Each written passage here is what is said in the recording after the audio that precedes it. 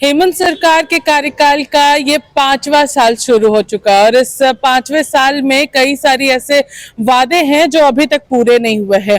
Corona काल के समय आप लोगों को याद होगा किस तरीके से यही मोरहाबादी मैदान यानी ऐतिहासिक मोरहाबादी मैदान जहां पर सहायक पुलिस जो थे वो यहाँ पर प्रदर्शन में बैठे हुए थे और यहाँ पर तमाम लोग एक बार फिर से वापस लौटे।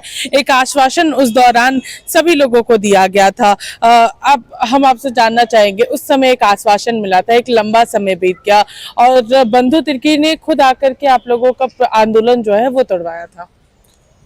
हम लोगों ने 2 बार आंदोलन किया और सरकार के नेता, विधायक, मंत्री, अधिकारीगण से भी समझौता हुआ, लिखित मौखिक हर स्तर से हुआ। लेकिन लगभग 7 साल से हम लोग सरकार के हर दरवाजे तक निरंतर आवाज पहुंचा रहे हैं, लिखित मौखिक आवेदन के माध्यम से, मीडिया के माध्यम से। लेकिन 7 साल में न जाने कौन से कुंभकर्ण के नींद में सोई हुई है और सत्ता के नशा में चूर है कि हम लोग के इग्नोर और धोखाबाजी और ढकोसलाबाजी किया जा रहा है। हम यही चाहते हैं कि कम से कम 2017 के महंगाई या 2024 का महंगाई में बहुत आसमान जमीन का अंतर है। तो सहायक पुलिस कर्मियों को परिवार है, बाल बच्चे हैं, माता पिता है, उनको भी भर ड्यूटी के साथ साथ और जिन समस्याएं होती है उसको केंद्र में रहकर आप उस पर जो वादा किए थे, जो सहमति बना था, उसको लागू कीजिए। अन्यथा हम लोग इतना बाध्य है, मजबूर है कि कोई भी कदम उठाने पर मजबूर भी है और आवश्यकता भी है। इस बीच सबसे बड़ी विडंबना की बात है कि झारखंड पुलिस के विज्ञापन आ गई है। उस विज्ञापन में जो 3 साल होमगार्ड भाई लोग ड्यूटी करते हैं उनको 50% आरक्षण मिलता है, लेकिन हम लोग 7 साल ड्यूटी किए, किसी प्रकार का कोई हम लोग का ना उम्र सीमा में छूट है और आरक्षण भी तो ऐसा छोटा माइनर है कि उसमें है या नहीं है बात बराबर है।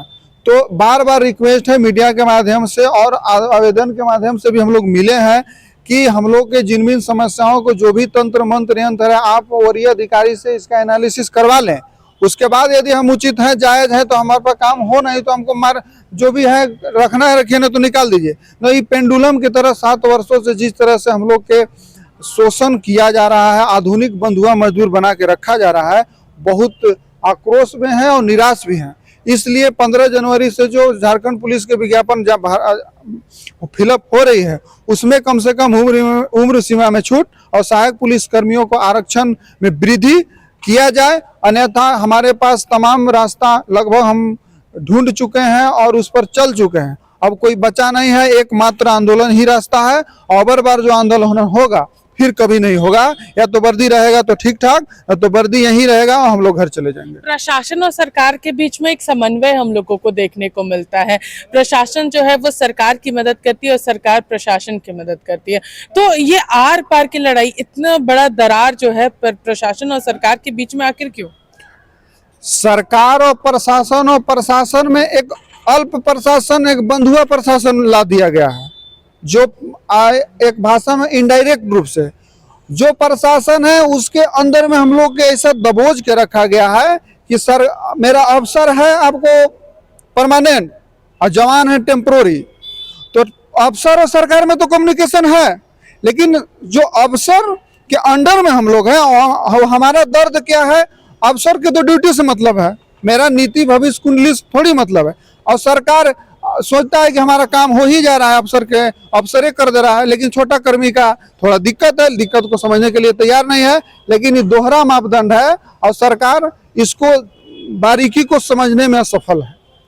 अगर हम लोग बात करेंगे किन किन लोगों से बातचीत हुई अभी तक, आप लोगों ने किन से मुलाकात की, क्योंकि एक आंदोलन का आगाज आप लोग करने जा रहे हैं?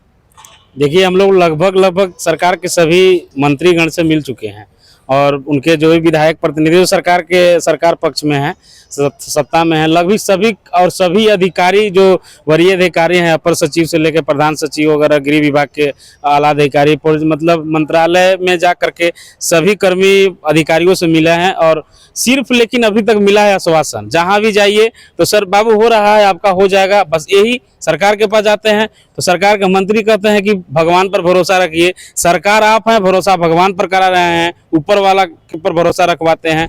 तो जो हमको लगता है कि हम लोग के साथ एक मतलब मजाक हो रहा है। नहीं, कैरम बोर्ड में स्टिकर को इधर मारते हैं तो उधर से रिटर्न इधर उधर, बस हम लोग को नचाया जा रहा है कैरम की तरह। तो ये दुख है और एक विडंबना है कि आप झारखंडी युवा को इस तरह से बरगला करके जो धोखाबाजी कर रहे हैं, धोखा दे रहे हैं, ये आपके हित के लिए और सरकार के हित के लिए अच्छी बात नहीं है। क्योंकि हम अगर मुख्यधारा से भटके हुए युवा होकर के मुख्यधारा में आए हैं ना, तो मुख्यधारा से भटक करके वहां जाने में कतई भी देरी नहीं लगेगा। क्योंकि भूख, पेट का जो भूख होता है किसी भी चीज को बासी भी नहीं देखता है कि कितना दिन का सड़ा हुआ भोजन है, खाने के लिए वो भी तैयार हो जाता है। कब से आंदोलन शुरू करने जा रहे हैं? 15 जनवरी के अंदर अगर हमारी समस्याओं को जिनविन कुछ फ्लेक्सिबल रास्ता निकल जाती है तो हम लोग उस पर पुनर्विचार करेंगे, अन्यथा उसके बाद चरणबद्ध तरीके से जिला में और विभागीय स्तर से जो हो सकता है, उसके बाद जिला में, उसके बाद स्टेट में, तो इस चरण में हम लोग आंदोलन शुरू करेंगे और कुछ जिनविन रणनीति बीच में जो बनाई जाएगी आप लोग को पुनः फिर अवगत कराएंगे।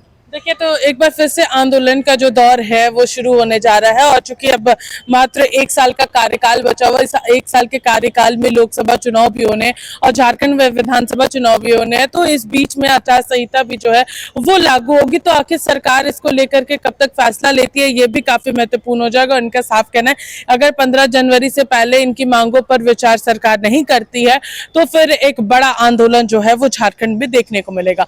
फिलहाल इस खबर में मैं इतना ही सहयोगी विशाल के साथ मैं पूजा दुबे, लाइव इंडिया, रांची।